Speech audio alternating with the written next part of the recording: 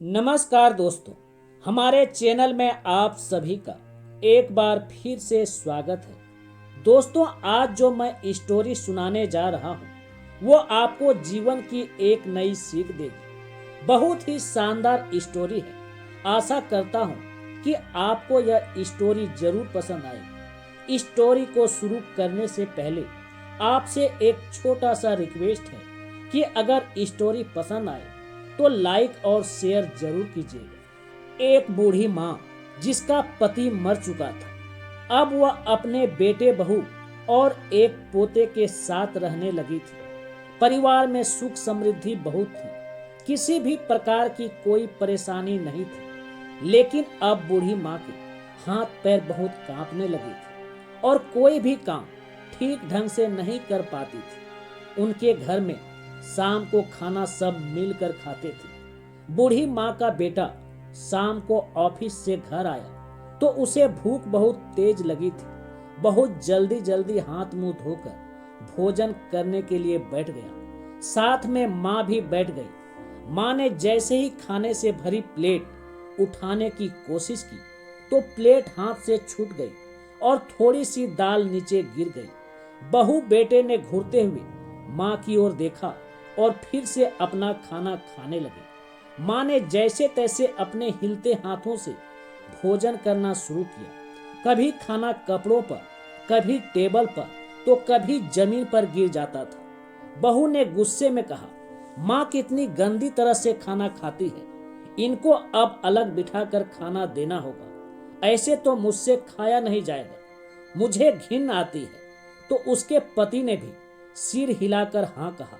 ये सब एक छोटा सा बच्चा देख रहा था कि किस तरह मम्मी पापा दादी के बारे में क्या क्या बोलते हैं। बहू ने अब माँ का खाना एक कोने में लगवाना शुरू कर दिया।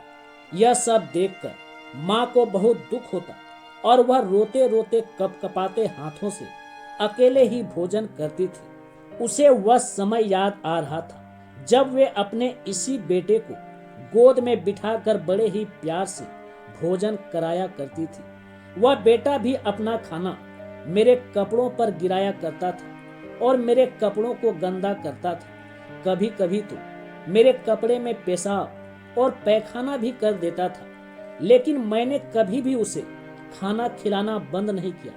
ना ही मुझे कभी घिन आई। अब मुझसे उन्हें घिन आती है यह सोचती और अपने कांपते हाथों से आंसुओं को पोंछती। उनका पोता यह सब रोज देखता था। एक दिन वह बच्चा अपनी दादी को देखे जा रहा था। तभी उसकी माँ ने पूछा, क्या हुआ बेटी, तुम दादी की तरफ क्या देख रहे हो? अपना खाना जल्दी खाओ। तभी बच्चा बोला, मम्मी मैं देख रहा हूँ कि बड़े होने के बाद मम्मी पापा बूढ़े होते हैं तो क्या करना चाहिए ताकि वह गंदगी ना करे। जब मैं बड़ा हो जाऊंगा और मेरी पत्नी आएगी तब आप दोनों बूढ़े होंगे और आपके भी हाथ पैर कांपेंगे।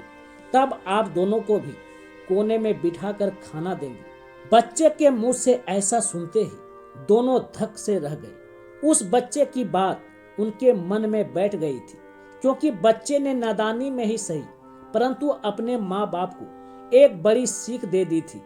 दोस्तों, अपने बूढ़े माँ बाप या अन्य किसी भी बूढ़े व्यक्ति के साथ ऐसा व्यवहार ना करें जिससे उनके मन को ठेस पहुंचे, क्योंकि एक दिन हम सबको बूढ़ा होना है।